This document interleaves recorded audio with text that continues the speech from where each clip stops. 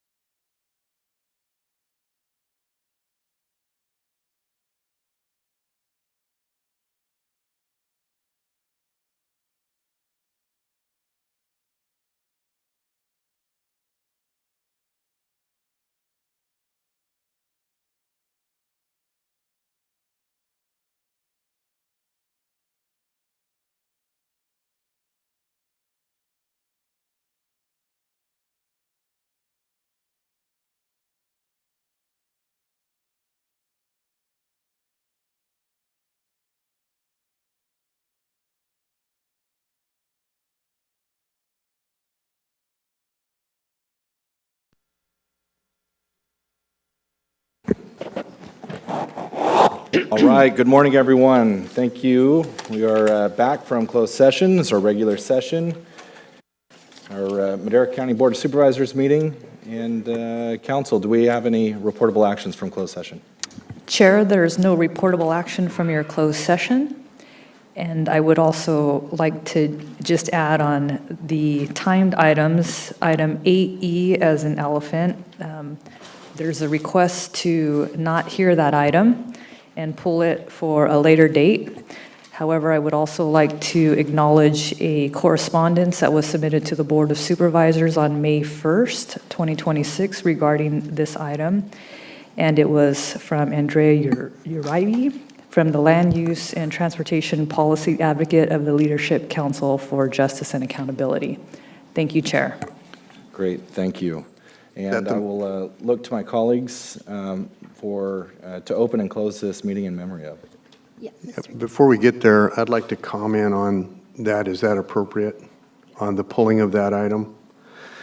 The MCTC is required to have a 30-day hearing on the item, and they plan on doing that. This would be a standard procedure for us to forward that item to them. So there was an email in that regard accusing us of violating the 30-day window on that. That is absolutely incorrect, and I want to point that out. Thank you. Thank you. And council, do we need action to pull 8E? No, Chair. Okay, thank you. All right, with that, I will turn to my colleague, Supervisor Gonzalez, regarding opening and closing this meeting. Yes, thank you, Mr. Chair. It's been a rough few weeks, and we've experienced several losses within our community, and I'd like to take a moment to acknowledge some of these people. First, I'd like to recognize Barbara Louise Pereira, a Madera resident and the mother of our IT employee, Carrie Peters. Barbara passed away on April 18th at the age of 75, and I'd like to extend our condolences to Carrie and her family. I'm also deeply saddened to report and to share the passing of my former boss, my mentor, and my predecessor, Supervisor Max Rodriguez, who passed away April 24th at the age of 86. Max was more than a colleague to us. He was family to me, and a true gentleman and a dedicated public servant who gave 16 years of his life to this board in this county. He was also the father of our chief clerk of the board, Karen Scribner. I want to thank the board for lowering the flags to half staff, which I think is appropriate. His visitation will take place today from noon to 2 at Jay's Chapel, and a celebration of life will occur tomorrow at 11 a.m. at Riverstone. The public is invited to attend, and I'm sure that we'll have several folks from the community and our county family there.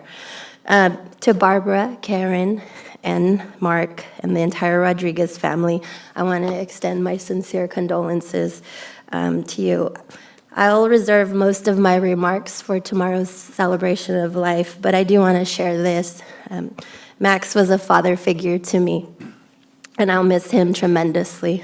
I also want to acknowledge the incredible care that his family provided during his final days. He passed at home, surrounded by love, just as he deserved. And lastly, I want to extend our condolences to the Garcia family. Former Mayor Santos Garcia passed away unexpectedly on Saturday, May 2nd, at the age of 69. His passing was a shock to many of us. He leaves behind a loving wife and family, and 2 of his sons, Santos and Javier, who work for our probation department. Santos was a man of his word. After I got the blessing from Supervisor Rodriguez to run for District 4, Santos was one of the first phone calls that I made over to him. And without hesitation, he offered his support.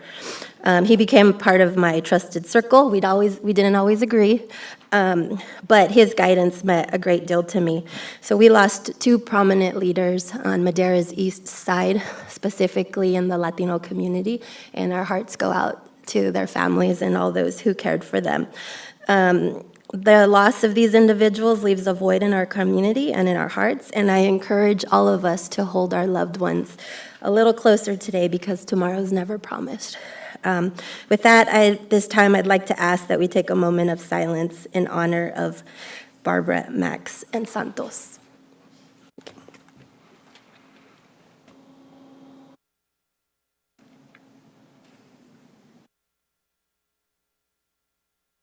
Thank you.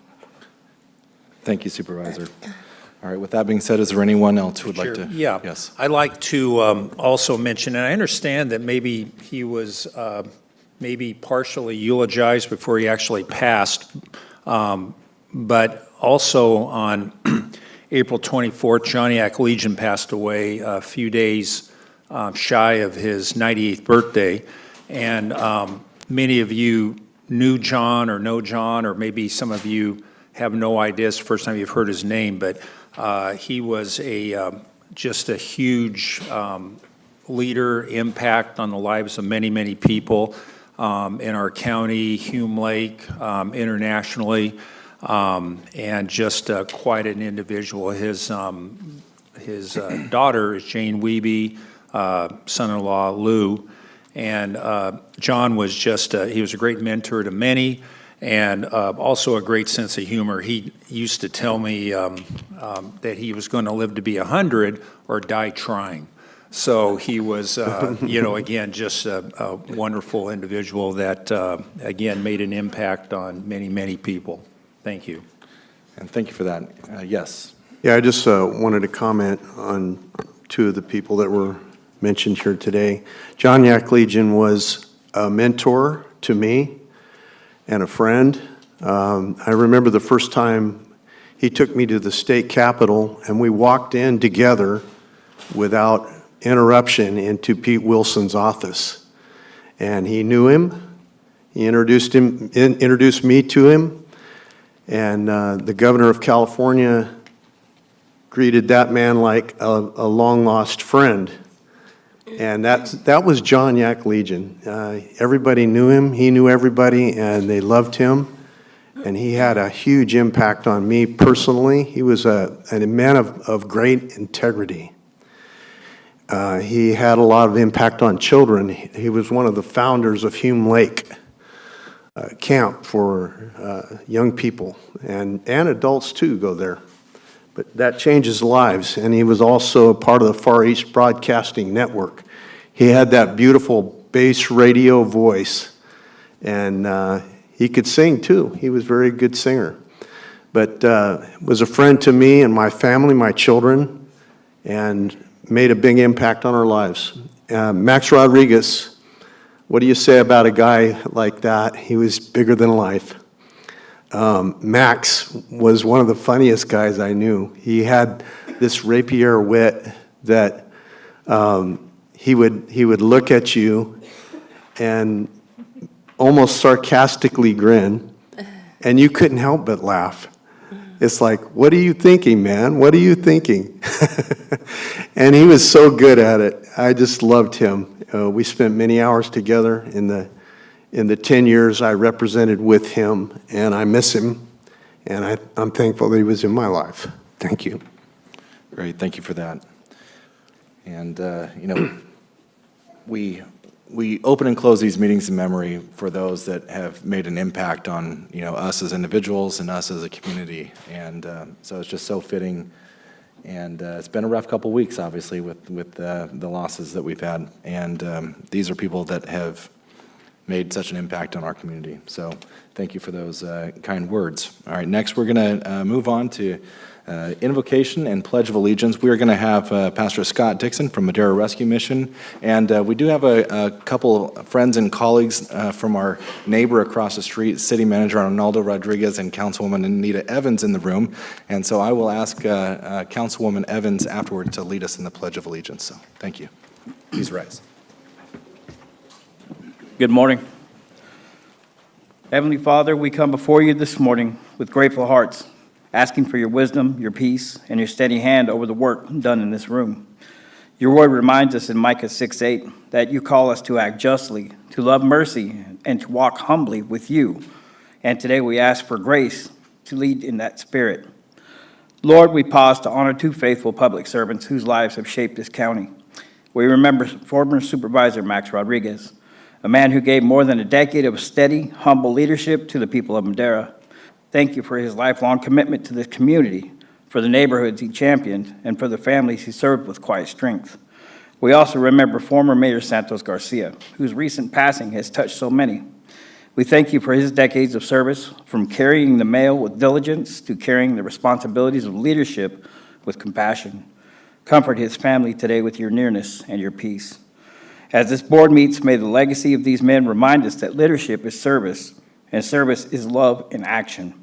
Let Matthew 5:16 be true of us. Let your light shine before others, that they may see your good works and glorify your Father in heaven. Guide every decision made today. Fill this room with unity, charity, and purpose, and may all we do bring honor to you and blessing to the people of Madera County. In Jesus' name, amen. Amen. Amen.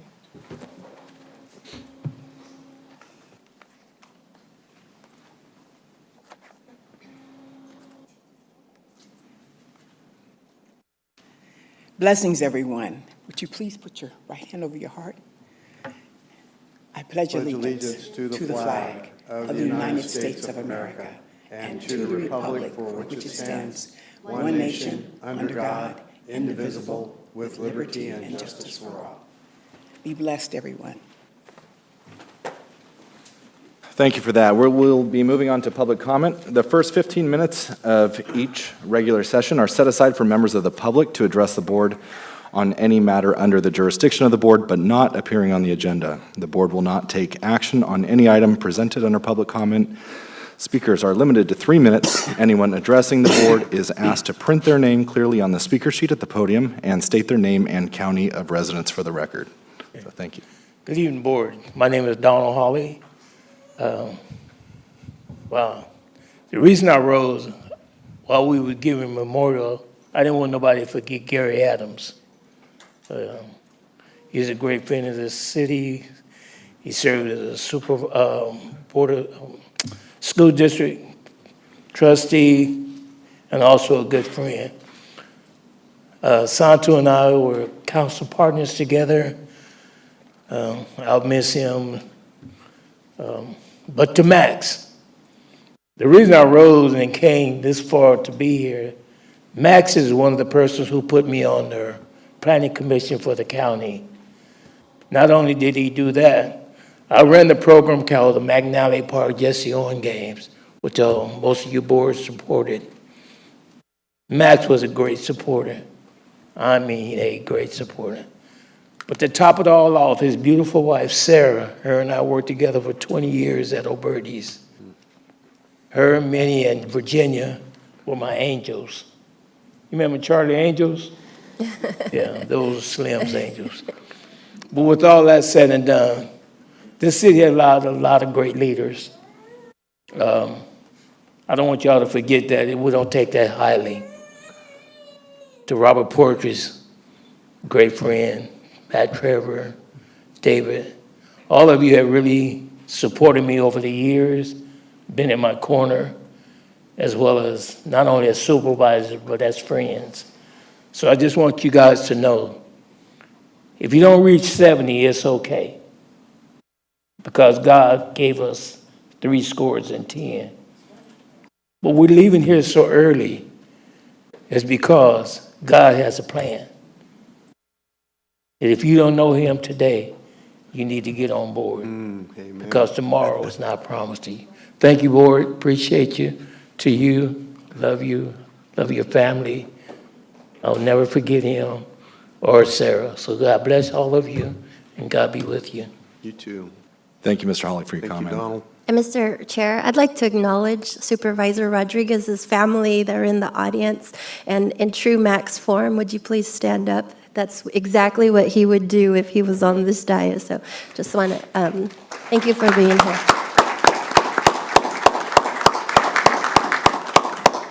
Yes, thank you for that.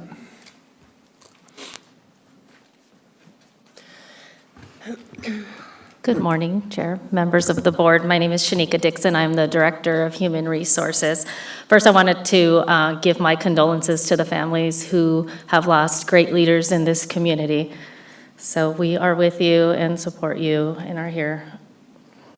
In honor of Public Service Recognition Week, I did want to take a moment to recognize county staff for their commitment to serving the community, specifically the employees here of Madera County.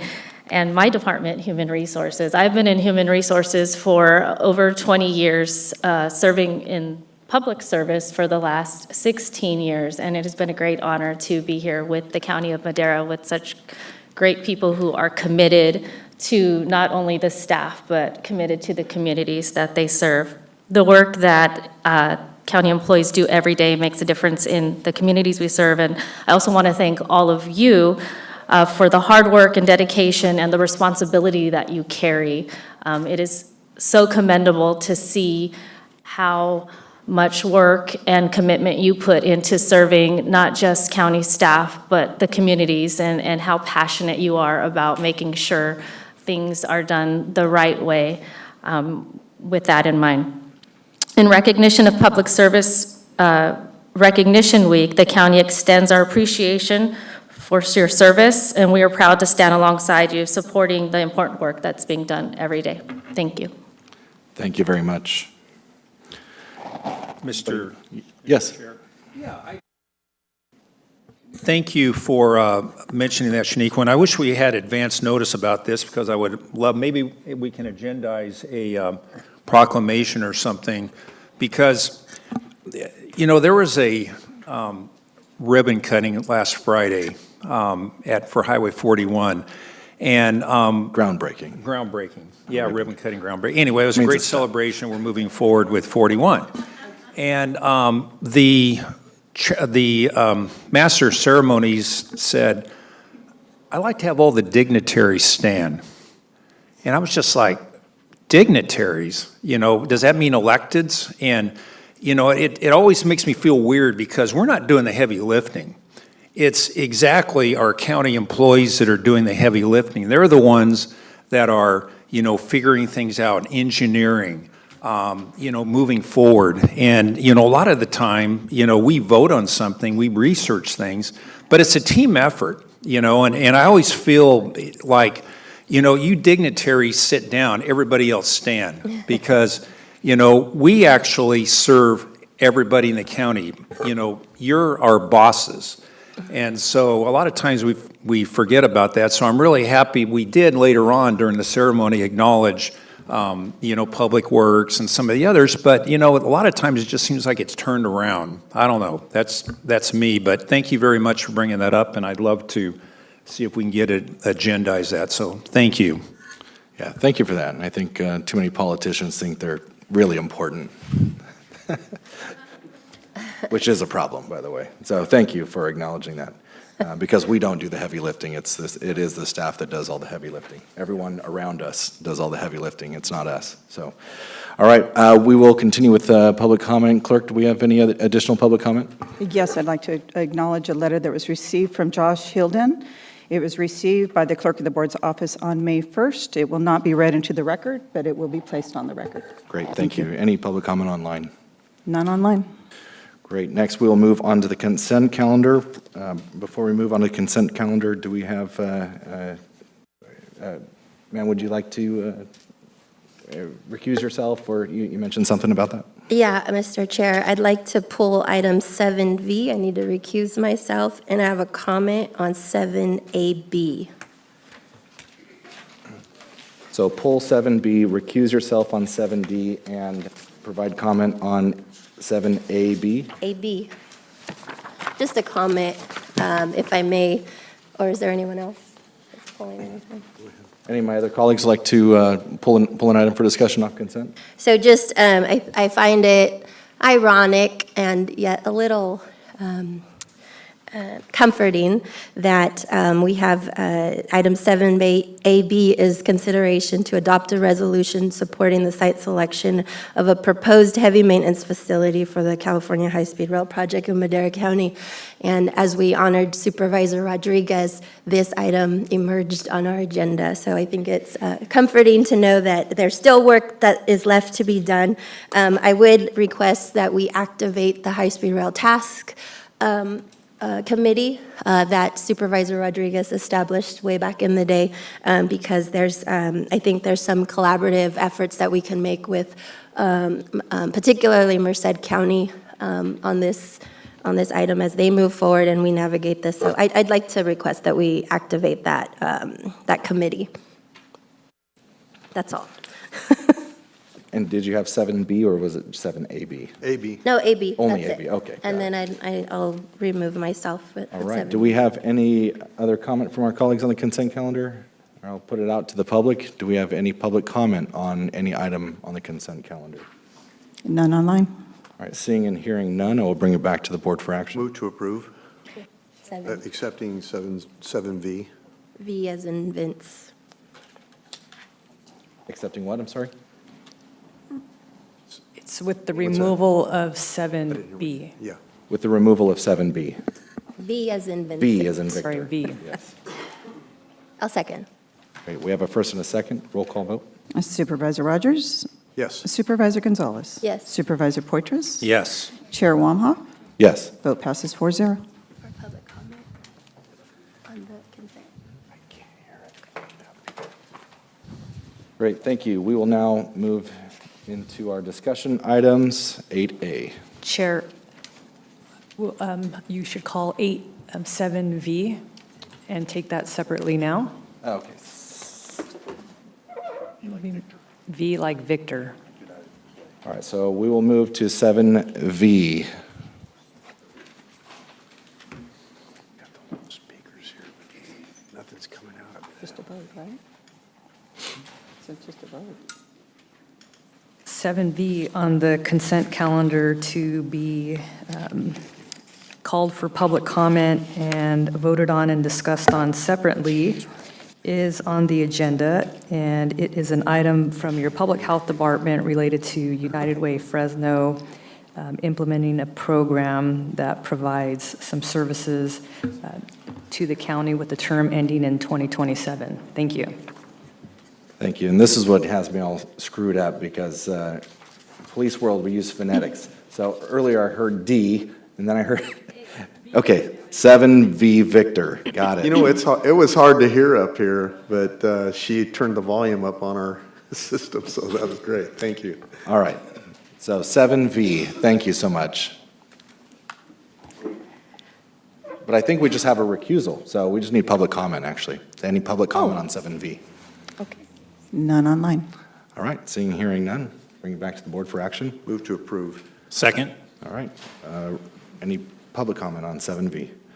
Roll call vote? There is none. Supervisor Rogers? Yes. Supervisor Poitras? Aye. Supervisor Gonzalez recused yourself. Chair Wamhoff? Yes. Vote passes 3-0. Thank you. Now we will move on to discussion items. Social Services Department presentation of a proclamation recognizing May 2026 as Resource Family Appreciation Month.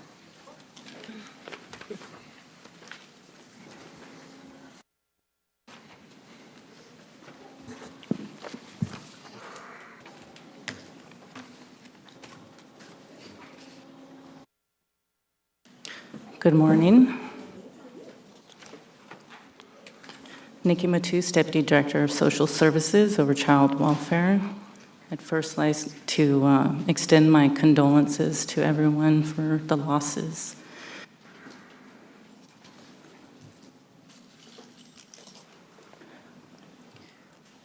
Thank you for taking the time today to recognize our resource families. Today, we come together to honor the extraordinary individuals who open their homes and hearts to children in need. Our resource families play a vital role in helping youth feel safe, supported, and valued, and we are deeply grateful for the dedication they bring to this work. And we have a few families that I'll say a little something about. We recognize Cecilia Batt, whose patience and kindness create a safe and nurturing environment where children can thrive. The youth in her home consistently report feeling welcomed and valued, a testament to her exceptional ability to build trust and connection. Cecilia's dedication is supported by her husband, Libio, and her adult son, Marcos. We honor Beatrice Solis, who provides a level of care that has earned heartfelt appreciation from biological and extended family members. Through her support, children experience developmental gains, improved communication, and meaningful stability, emerging happier and more confident. Beatrice's dedication is supported by her children and close friends. We celebrate Andrea Shepard, who began this journey supporting a relative, but expanded her impact to the youth throughout the community. Her patience and trauma-informed approach, especially with teens, creates lasting relationships that extend far beyond placement, reflecting her deep commitment to each young person's well-being. Andrea's dedication is supported by her close friends. And we acknowledge Soledad Gutierrez, whose steady dedication, patience, and strong parenting skills create an encouraging and nurturing space for every child she serves. Her reliability and ongoing commitment to meeting the high standards embody an essence of quality care. Soledad's dedication is supported by her 2 adult daughters, Monica and Marisol. To all of our resource families and their supports, your compassion changes lives. Your consistency offers safety, your kindness creates hope, and today we honor you not just for what you do, but for who you are, and for the profound impact you make every single day. I'd also like to recognize real quick my resource family approval team, because they are the ones who make that magic happen behind the scene. So Program Manager Cavell Johnson, Social Work Supervisor Anicia Rodriguez, who's here with me today, Social Worker Janae Murray, Social Worker Elizabeth Rangel Vargas, Social Worker Jose Regalado, Staff Support Visit Laline Hernandez, and Staff Support Jessica Espinoza. Great, thank you. Any words for my colleagues regarding them? Yeah, thank you, Mr. Chairman. Are there any other partners in the audience that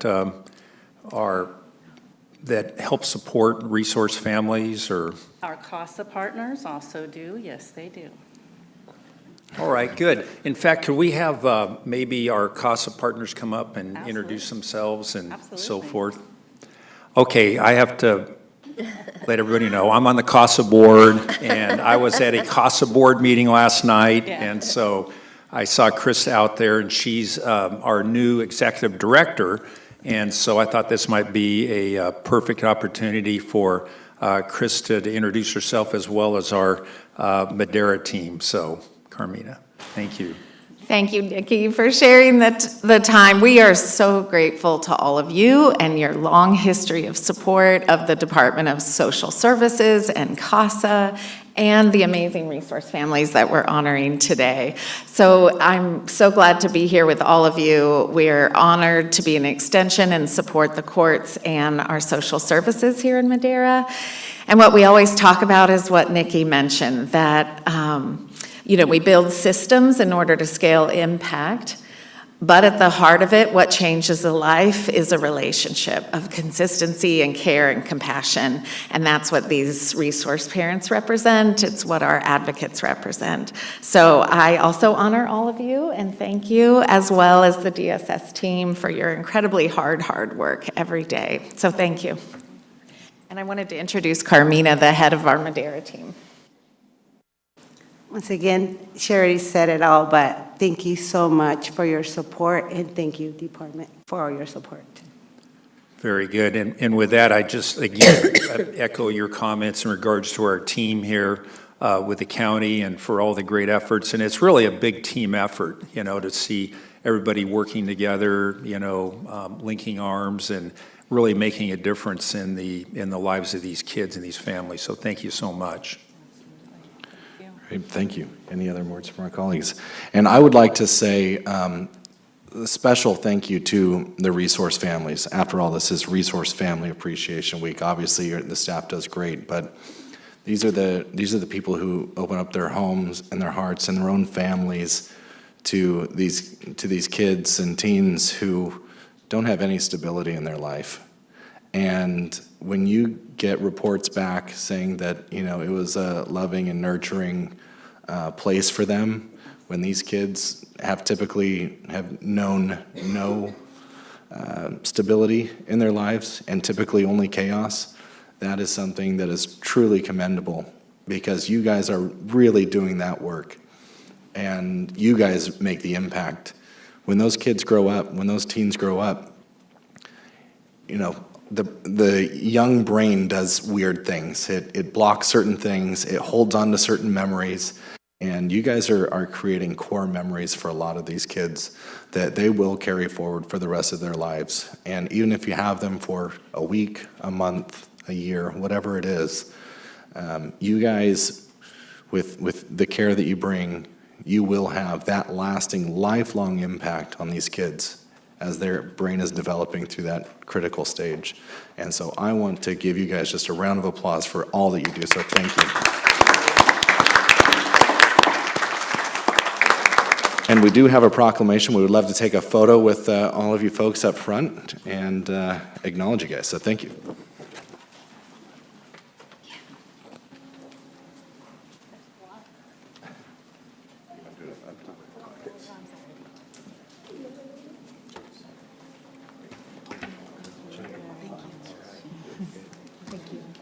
Great job.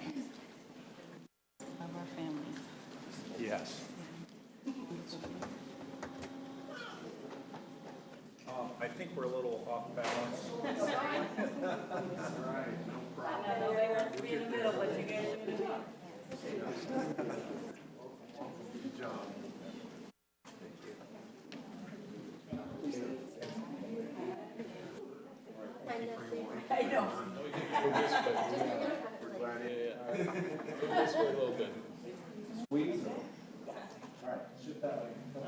Just Gucci. Maybe I need to be on this end, No, you're good. You're good on that side. You're good on that side. How many supervisors? Ready? 1, 2, 3.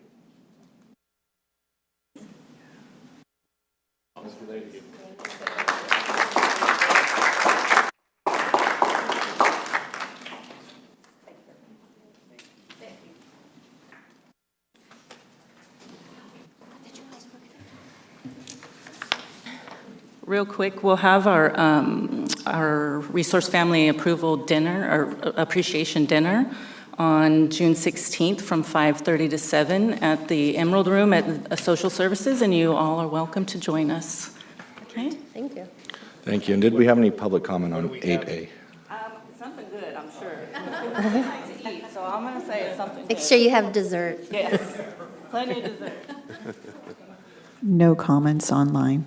All right, great. We'll move on to item 8B as in boy.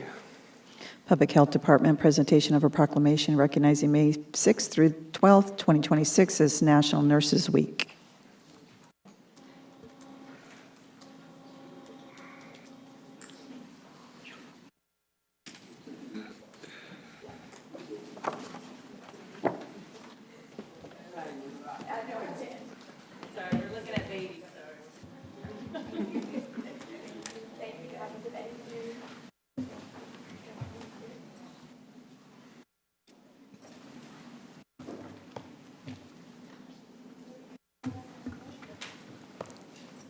Good morning. Distinguished Board of Supervisors, colleagues, and citizens of Madera County. My name is Melody Keller. I'm the Deputy Director of Clinical and Nursing Services with the Department of Public Health. I'm also a public health nurse, and I am honored to share and celebrate National Nurses Week with all of you.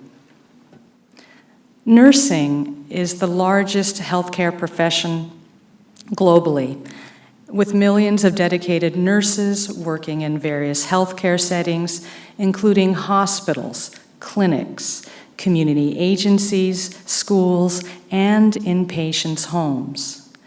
In 1974, President Nixon officially proclaimed a National Nurse Week, and it is celebrated every May in remembrance of the founder of modern nursing, Florence Nightingale, or as we like to call her, Flo. During this week, we recognize the contributions of nurses to our healthcare system and society as a whole. I wanted to take a moment to recognize the incredible work of our public health nurses at Madera County Public Health Department.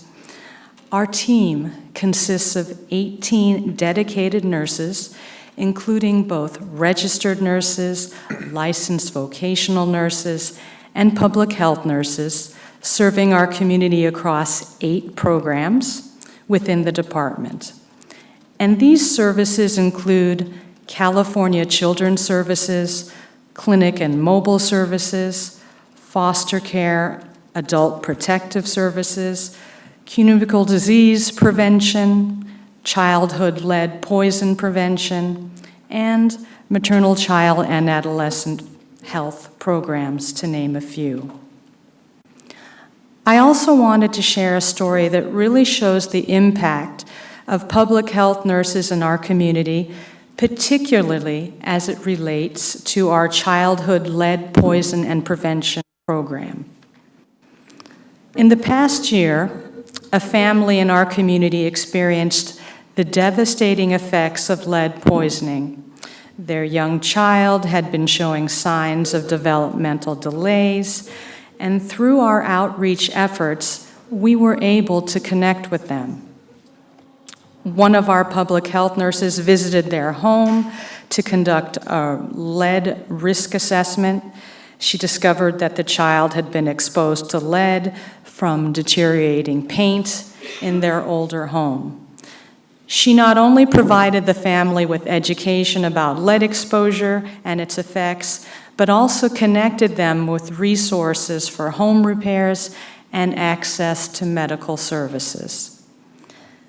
Because of her advocacy, the public health nurses' advocacy, the child received timely interventions and support, allowing that child the opportunity to develop healthy and to thrive. This is just one example of how our public health nurses are not only caregivers, but also community advocates, working diligently to prevent illness and promote health. This National Nurses Week proclamation being presented today is not just a formality, it is a recognition of the important role that nurses play in the fabric of our community and our nation. To the board, your commitment to nurses' recognition is a testament to the value we place on health in our community. To the community, thank you for joining us in recognizing all nurses during National Nurses Week. And to all nurses, we honor and celebrate you this week, and thank you for all that you do. Thank you. Thank you.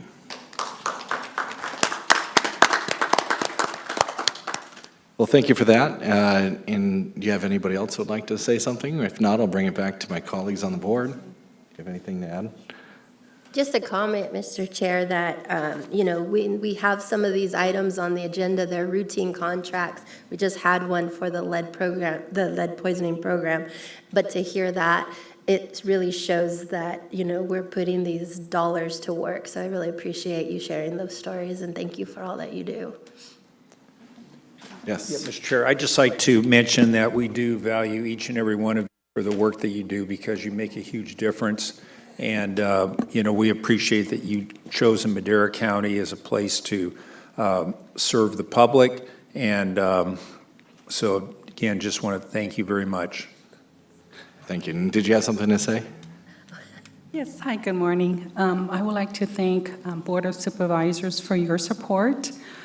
I would like to also thank all the nurses globally, locally, nationally, and here with Madera County.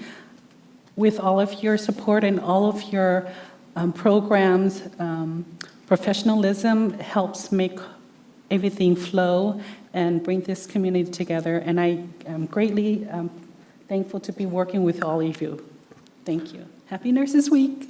Yes, thank you. And I would like to add that, my brother is 2.5 years older than me. He picked on me, all growing up. He's now a nurse, so it turns out he did something good with his life. And I guess I'll celebrate him this week as well. So thank you. We do have a proclamation if you guys would like to come up front, we'll take a picture. Just a quick comment. It's interesting. There's much to do always about doctors, but nurses are the people who they depend on, really. Their knowledge, their contact with the patient. And it's been in my experience that they've had more input, direct input into my personal healing and that of my wife than many doctors have. And it's an interesting dichotomy when you consider the amount of education and money spent on the other, and yet the healing comes down to that person who has direct contact with you. I can remember when my second son was born. He was breech, and it was the nurse who took control of the situation, told the doctor to leave, and turned that around. So that was, I don't know how she did that, but she did. And she made it work, and my son lives today because she took control. So thank you for the nurses of the world. What's the quote? Nurses exist because doctors need heroes too? Is that what Yes. it is? Thank you. Right All on. If you guys meet us up front here. Well said, man.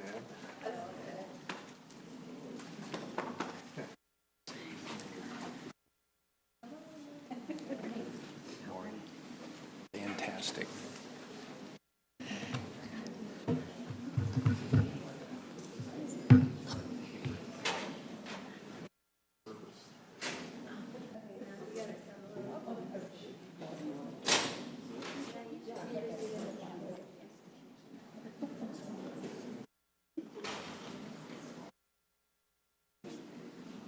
Ready? 1, 2, 3.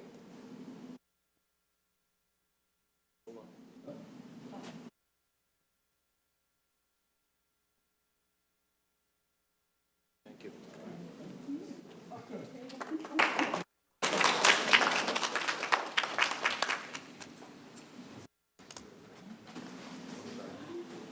Good job.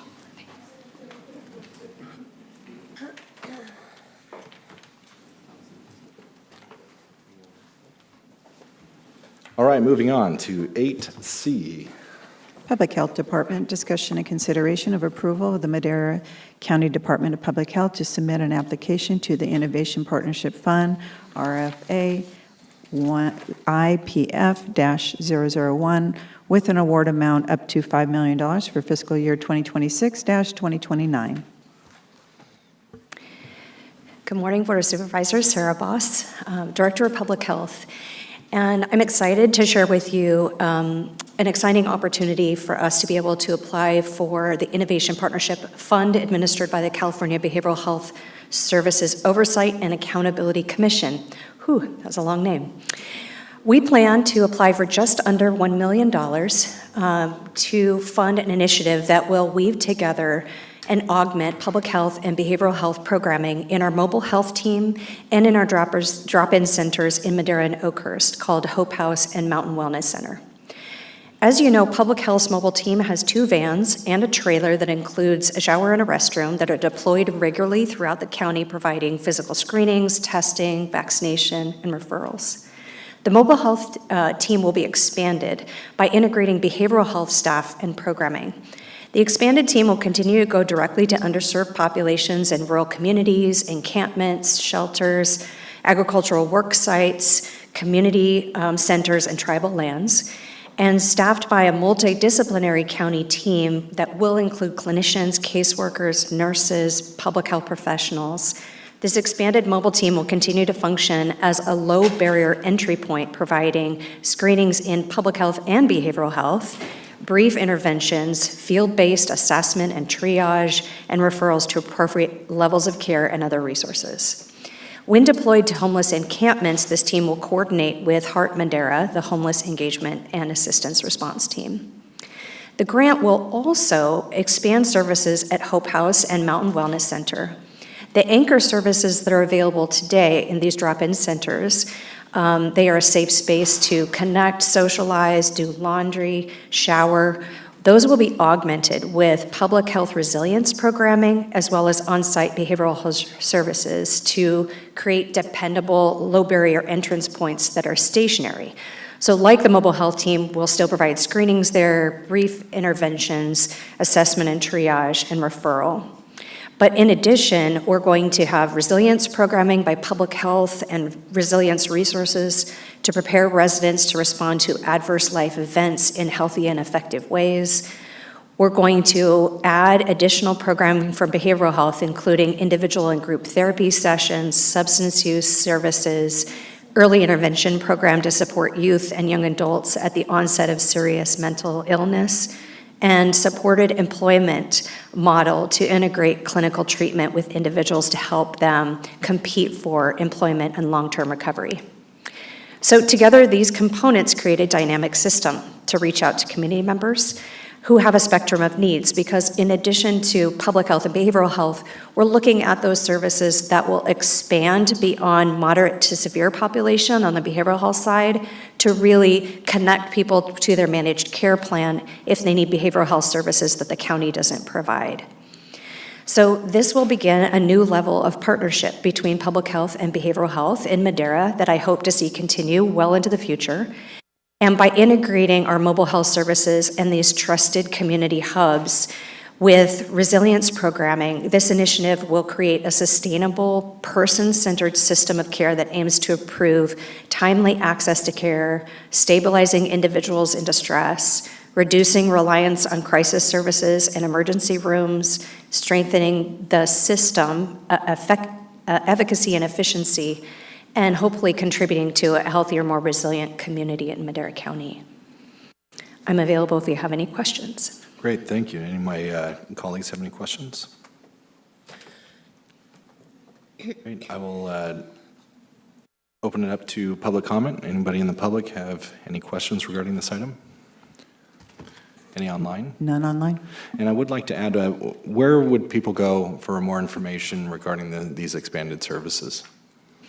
They can reach out directly to me. The team is right now putting the finer points on the application. It's due May 8th.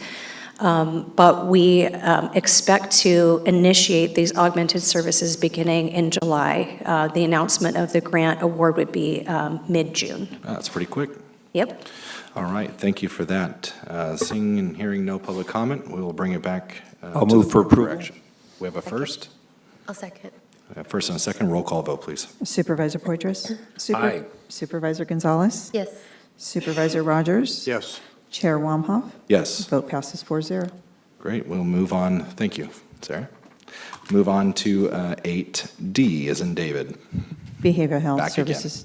Behavioral Health Services Department. Consideration of entering into an agreement with Madera Rescue Mission in a total amount not to exceed $1,212,576 to provide a shared housing program for fiscal year 2026-2028 and authorize the chair to sign.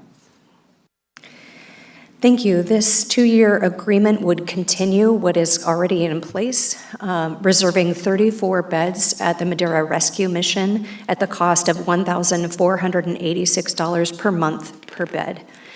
The clients are provided short-term shelter and the opportunity to participate in the discipleship program and other services at the rescue mission.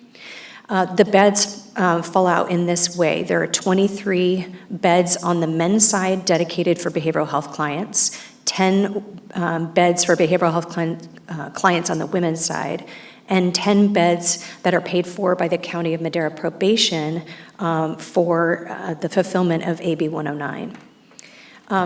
The partnership since November of 2018 has been in place since November of 2018, but since 2025, our referrals for the behavioral health side have averaged between 4 and 6 referrals per month, and of course, individuals stay multiple months once referred. The bed occupancy has averaged between 70 to 90% on the men's side and between 80 to 100% on the women's side. So these beds are well utilized, the funds are well spent. And our team meets regularly with the Rescue Mission to discuss progress, needs, concerns, and exits, of course, with our eye to transitioning them to more permanent housing. So as I referenced, the 10 beds from probation help us to comply with AB 109 and to reduce homelessness among residents discharged from jails and prisons. We need to maintain a certain volume there, and so the occupancy is much lower at 20%, but it's still critical to maintain the infrastructure should that need increase. All right, thank you. Any questions from my colleagues? Just a comment, I love the partnership, thank you. Yeah, I appreciate the partnership as well. Your comment highlights the need of the state to get out of the way, state and feds to get out of the way and let the locals determine the need. And we're going to have 8 beds that sit empty because they think we should do this or that, and you know what we need to do. And so it's, you know, just highlights that gap between those on the ground and those in the air. Thank you. Nope. Supervisor Gonzalez? When you're ready for a motion, I'll move to approve. Well, I thank you for that. I also had some questions. I know you went over some dollar amounts, but I think for public, for public transparency and all, where do these dollars come from? Because I think that's a lot of questions. We throw out millions of dollars a lot of the time, and the question is, where does that money come from? Why aren't we using it to fix potholes or something like that? So if you could just kind of explain where these dollars come from and what they can be used for. These dollars are funded by the Mental Health Services Act, which will transform on July 1st to the Behavioral Health Services Act. And actually, there's a requirement in that transition that we dedicate approximately 1/3 of that funding to housing interventions such as this. So it's dedicated funding with specific requirements for housing. Great, thank you for that clarification. And what is required of the folks who enter into these housing units, or what is required of them to be in these beds? So they are required to be sober, and they're required to participate at least to a minimal degree in the programming that's offered by the Rescue Mission. What programming is that? It's called a discipleship program, and I'm not as well versed in that, forgive me, as I've stepped into this role, but they have a 9 to 12 month program that is skill and social skill building, job training, with the goal of clients transitioning to independence to improve their quality of life and have a positive impact on the community. Got it, because when I hear discipleship, I hear, religious, and we're spending taxpayer dollars for people as a requirement to go through some sort of religiousness, requirement. So that would be, my cause for this, just on the taxpayer dollars portion. So forgive me. I know the requirement is sobriety. I am not 100% certain on the discipleship program, but I am certain that we are not forcing people to participate in religious activities. Gotcha. Are people allowed to bring animals? Because I know that's another big issue. A lot of people refuse to accept housing because they either have a dog or something like that, or in addition to being sober, are they required to not I'm have not animals? familiar with whether or not they can bring pets. All right. Well, that's I can bring all some clarity to the component there if you like. Yeah, sure. Yeah, they don't require, they do have a religious component, but they don't require that as part of the program. It's an option that is available to them. They do offer the 12-step program, similar to CR and AA. And so they offer those components as well. And they have a mentoring component to the discipleship. When they call it discipleship, there's a mentoring component to that. It's follow me as I do the right thing, and that kind of concept. So there is an option to a religious component, but that's not required. Got it. All right. Well, thank you. I think we have a first. We have a second. Yes. All right. Do we have any public comment on this item? None online. Great. We'll bring it back to the board for action. Supervisor Gonzalez. Yes. Supervisor Rogers. Yes. Supervisor Poitras. Aye. Chair Wamhoff. Yes. Vote passes 4-0. Great. Thank you for that. We'll move on to item 8F, as in 8 Frank. Board of Directors, Flood Control and Water Conservation Agency, Water and Natural Resources Department presentation on the Arundo removal efforts from October 2025 to present, and information regarding the future of the project.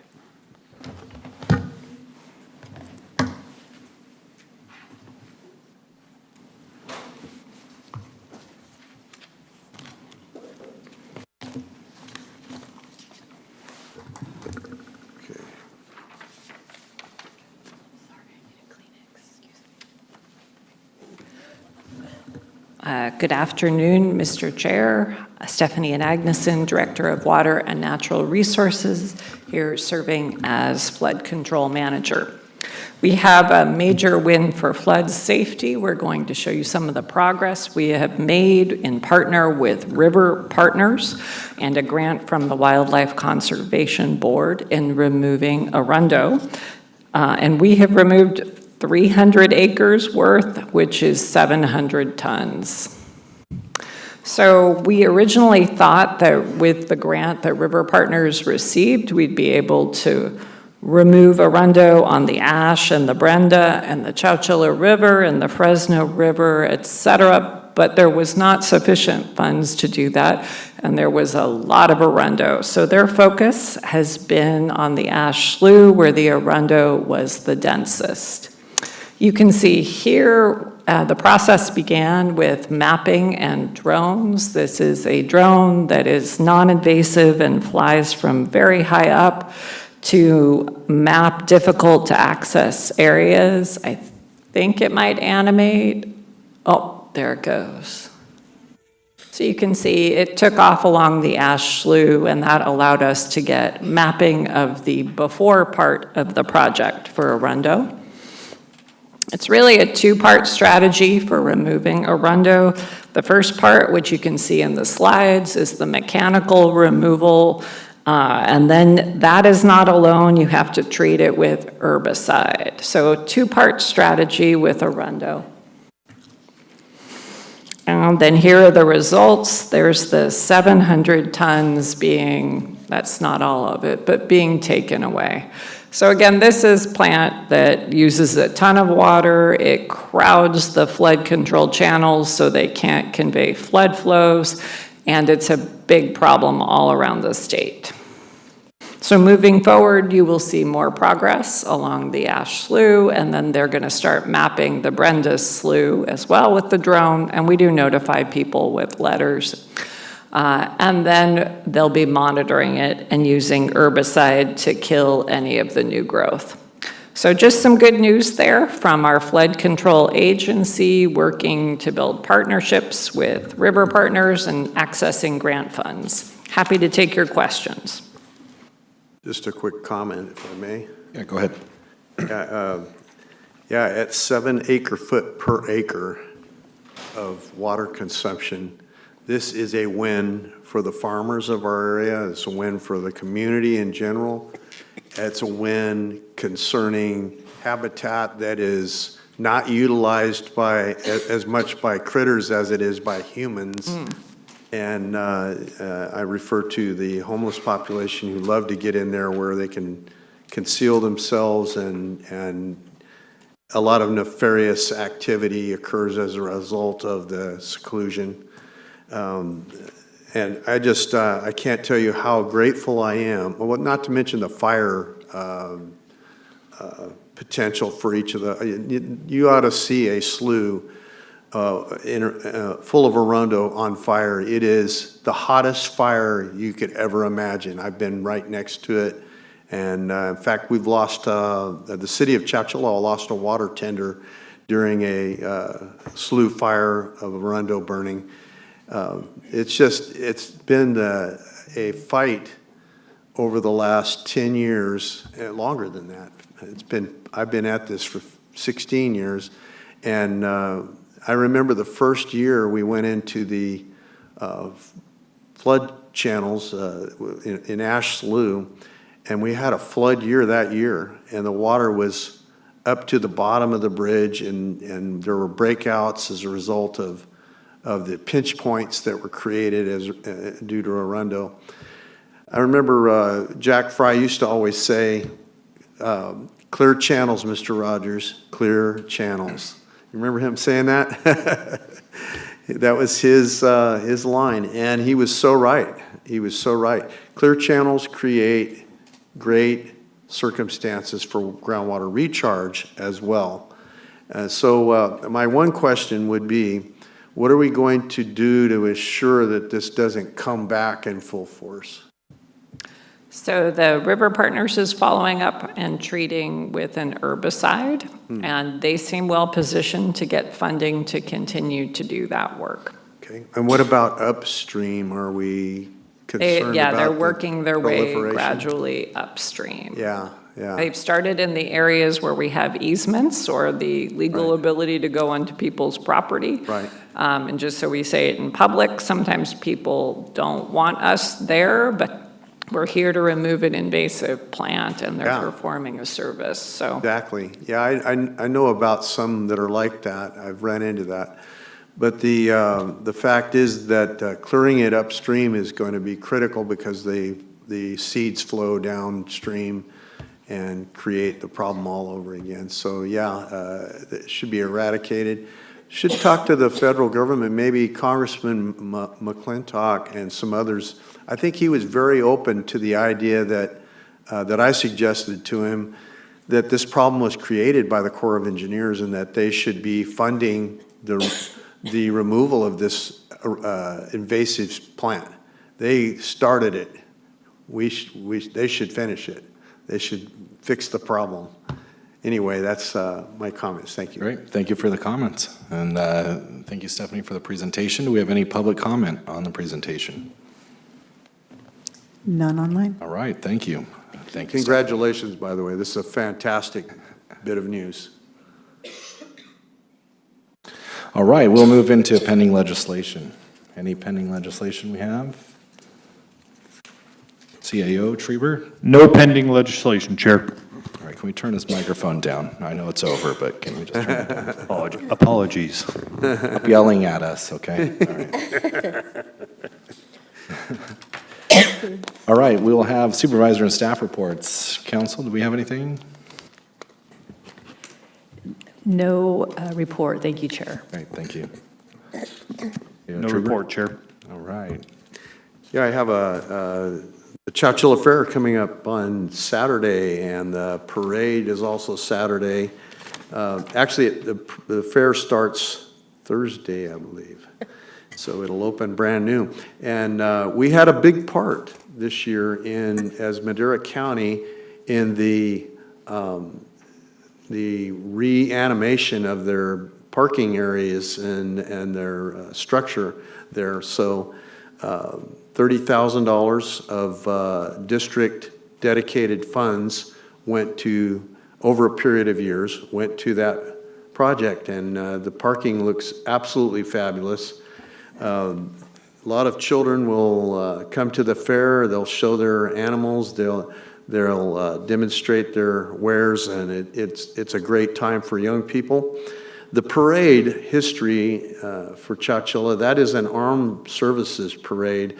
It was started as a result of the end of World War II and dedicated to returning soldiers. And the barbecue also is dedicated to that. So that barbecue, the Deep Pit Barbecue, which is a fantastic barbecue, is dedicated to the soldiers' return home and the celebration surrounding that. So it's a great time, and there'll be anywhere from 7,000 to 10,000 people come to that during that Saturday parade and barbecue. So looking forward to that. Thank you. It's barbecue. Yeah. Great, thank you. Going to put some details out? Absolutely. All right, when and where? Absolutely. All right, Supervisor Gonzalez, thank you. Yeah, I attended the Interagency Youth and Children's Services Executive Committee yesterday. And then last week, I attended the Madera County Economic Development Commission's Summit. I can't remember the actual title of the event, but it was a great event. I really appreciate that Christina and her staff changed things around. This was probably one of the most interesting events that I had attended in a while, so I really appreciate the content. I also attended the State Route 41 groundbreaking, and I'll defer to Supervisor of Record to talk a little more about that. That's my report. Great, thank you. Supervisor Poitras. Thank you, Chair. I'd just like to remind everybody that Thursday is the National Day of Prayer, and we will be celebrating it here in Madera. We have a Madera prayer breakfast at Hatfield Hall that starts at 7 a.m., goes till about 8:30, and then members of the Madera Ministerial Association will be going around the city and praying at different locations, including here at the county. Usually it's a little bit after 9:15, something like that. And then there's a senior celebration as well at Hatfield Hall at noon. So, Senior celebration as well, huh? Exactly. Right. And I've got some tickets for you. Thank you. Clerk? I'd like to thank each and every one of you for all your continued support during this difficult time.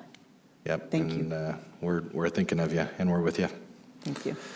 I want to note that I also attended the EDC Economic Summit. It really was, the EDC Economic Summit. A lot of the times we go to these things and they're check-the-box type of events where, we had an economic summit, but this was actually very different. It was, the format was great. We had great speakers. The atmosphere was great. It wasn't too long, wasn't too short. It was relevant to our area, so I really appreciated Christina and her staff for putting that on. I also had a town hall on the 29th, that same day as the Economic Summit. It was very well attended and had a lot of folks come out. It was in the evening, so we had some folks come out that don't typically go to some of the morning meetings, so it was great to get in front of those folks and give them an update as far as what's happening in their community.